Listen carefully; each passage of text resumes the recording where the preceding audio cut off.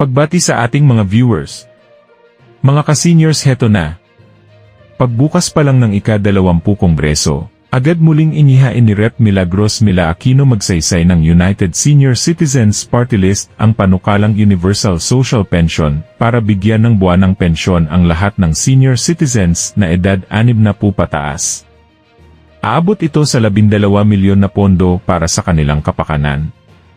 Bagamat pasado na ito sa House of Representatives sa pamumuno ni Speaker Romualdez, hindi ito umusad sa Senado.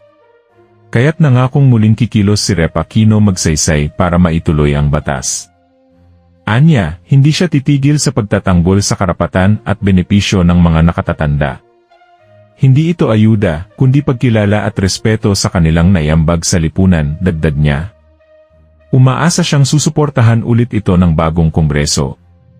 Bukod dito, inihain din niya ang iba pang panukalang batas para sa kapakanan ng matatanda tulad ng Philippine Geriatric Center Act, Anti-Senior Citizens Abuse Act, Philippine Dementia and Alzheimer Care Policy, Matatanda Ating Mahalin Act, Employment Opportunities for Senior Citizens Act, Expanded Senior Citizens Act, Sangguniang Nakatatanda Act, Senior Citizens Daycare Center Act, Institutionalized 5% Senior Citizens Allocation.